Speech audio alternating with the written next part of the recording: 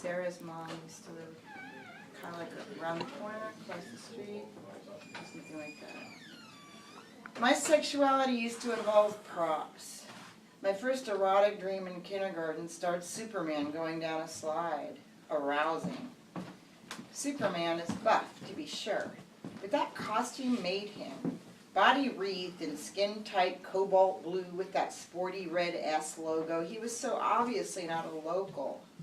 Oh, how easily I understand the true excitement of a flared-out bod. When I was 19, I found sexy latex-type black underwear in the basement of the San Francisco Woolworths. I laid a narrow full-length mirror on its side so I could see the new underwear combo on my young, pale, and very jackable body, and I got myself off.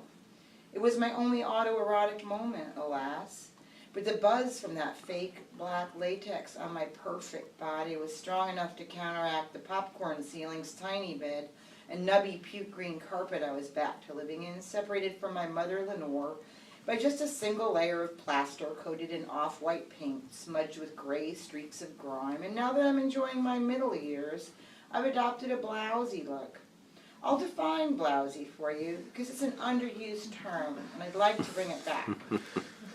That cheap peroxide blonde spilling out of her too-tight top, waist bulging over a painted-on pair of pre-faded denim pants, cashier blue eyeshadow, and dangling from her ears two large glitzy ovals commonly seen on consumers of public transportation, riders such as myself.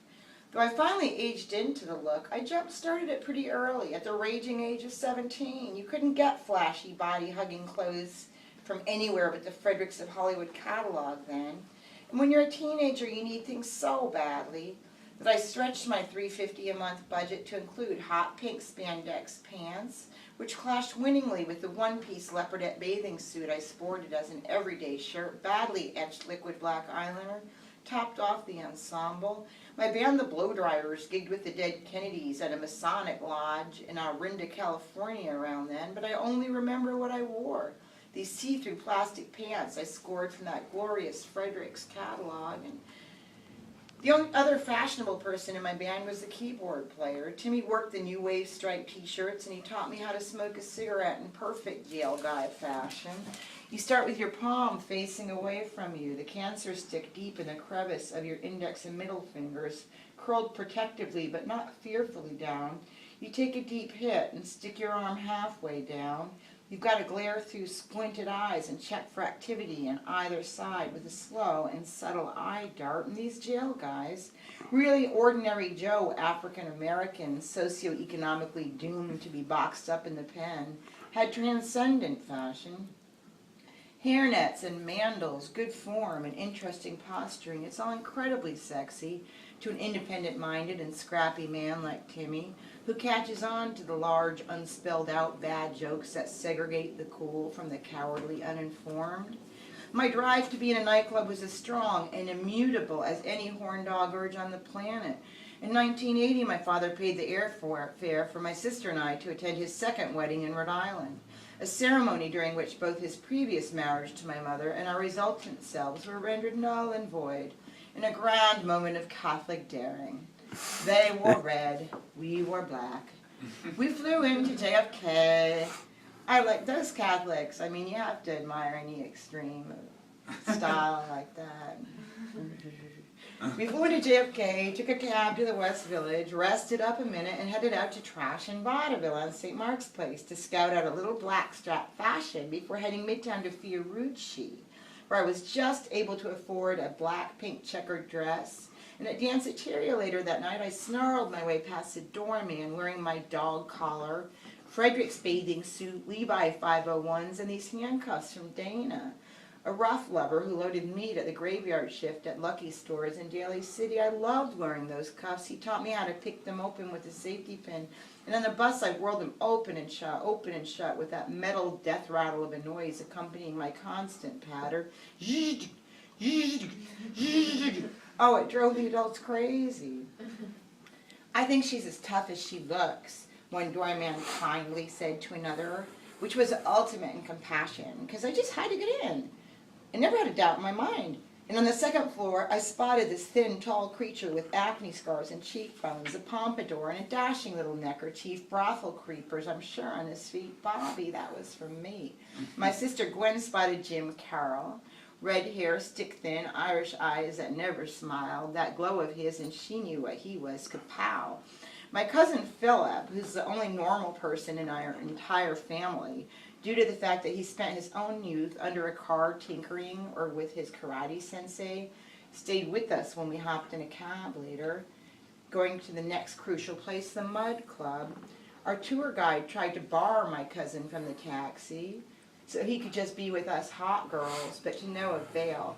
He's with us, we bellowed firmly.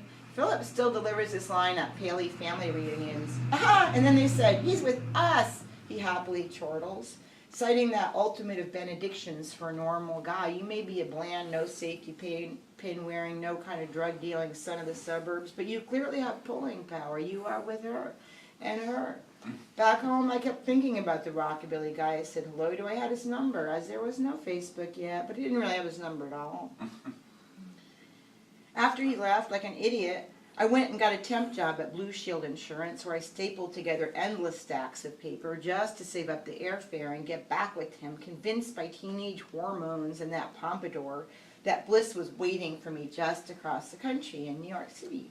After I got off the plane, things quickly went south. How was I supposed to know he just lifted that look from Mink DeVille and singer Robert Gordon? There's a reason it once took months of slaughter and agony to travel so far as the west to the east coast. It gave a person time to adjust. Bobby lived in this tiny flat in the East 50s with a sometime model who was working a low-key, wholesome look. She was tall. She was a smooth French fry-color blonde. She did not like me. Was she on the game? And what game, I wondered, as I hunched on a small mat in the corner and witnessed her peculiarly fast and changeable variety of moods. They gave me the boot, because, as the girl pointed out, I was not the dream girl Bobby had concocted based on this photo, and bam, I was out in the street, kind of on 57th Street to be more specific, and the single image Bobby had of mine was this black and white photo he took. It was blurry, elegant, indirect, and a bit classy. I'm wearing a wool blend, snap-on black number, looking down and pulling my hair back flat on one hand with an unringed finger. This photo, understandably, gave him a slow-growing and very inaccurate impression. Of course, I'm neither elusive nor blurry, and my center of gravity is a very clear-cut private joke I'm going to take with me to the grave. My few moments of dreamy repose come from exhaustion, inebriation, or flipping eagerly through the pages of In Touch. I thought you were my dream girl, he complained. Not that long after I got there. Was it something I said, or the punk dog color I stubbornly continue to wear every day? I knew I looked good. On the Upper East Side, a man visibly leered at me and then interpreted it for his companion. I know it's cheap, but I like it. Right. It's true. I walked strangely and slowly in what I took to be a very enticing manner. As a result, I was the only white girl at my high school forced to take leisure sports to combat swayback, a condition, according to the physical ed department, that we all got from slouching, posturing, and wearing heels. For our final exam, we all had to walk around the track 4 times in a row. It was hard on us, and I spotted a couple of my classmates smoking, gesturing, laughing, successfully getting through that diminishing little trial with a spot of defiant joie de vivre. Damn. 2 days in the Big Apple and I was out in my ass, but there were still payphones then, and I certainly had a quota. So I went to one and dialed Frank. I was summoned to his apartment, which I remarkably found. I have a bad sense of direction, but desperation's an excellent tutor. Frank told me to get naked so he and his friend could party down. It was a fantasy I always had, he whined to his reluctant pal. I was a blousy woman by age 19, so the men who were and are still attracted to me often get a little bit defensive. So I let them try to party down. It wasn't sexy, but it was a place to stay, which was and remains paramount. In less than 48 hours, I had gone from dream girl to rough trade. A roof being what it is, I chose sloppy acquiescence over the highly probable brutality of an overnight park, subway bench, or alleyway rape, you know. I accepted this worldview until I could get to the airport and the hell out of Dodge. It wasn't the first or last time that I was the floozy, not legit, the mistress, whatever it's called that year. Why, once I was in Long Branch, New Jersey, Some teen slacker lured me indoors. I was about 28, and I really don't have any taste for chicken, so I was just mostly curious. "Who is that?" I heard a voice bellow right outside the door. "It's Jennifer Blowdryer, Dad," the poor dimwit answered. "Well, get her out of here before your mother comes home," his father parried. My very name, which comes from my first punk band, the Blowdryers, and moved over to the nom de plume of my very first book, was too lowbrow for that kid's dad, and he wasn't having it. It's true that indoor men, office dwellers, academics, and functionaries in general are not that crazy about me, while men outdoors continue to leer, noisily or inadvertently, at my inappropriately clad form.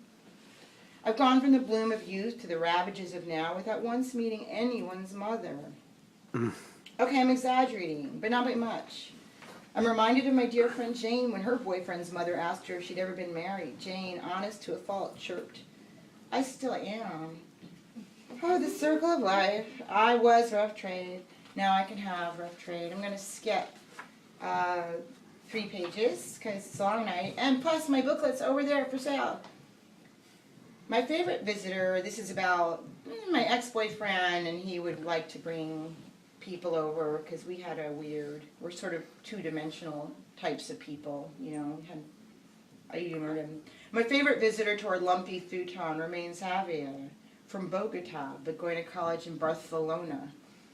He has a chest tattoo that says "Pride is both my freedom and my prison" in Spanish. "It's from my gang," he politely explained. I liked holding hands with Javier. It was real. Eddie liked how he kept hitting on me, even with my boyfriend present. I still like how Javier fucked me that night. Gentle and macho, sinewy, and more sophisticated than most. In this topsy-turvy, no-manners, unstylish world, Javier had become rough trade. And Jennifer Blowdryer was a type of housewife. But he wasn't rough trade, and I never was rough trade, and nobody is rough trade, ever. The idea of rough trade is an ill notion akin to imperialism and colonization, and it must stop right here and right now, or nobody will ever help each other properly. We are maladjusted pack animals with an attitude problem. End of story. It gets good. It gets bad. It gets pretty interesting, son. Thank you. Good night.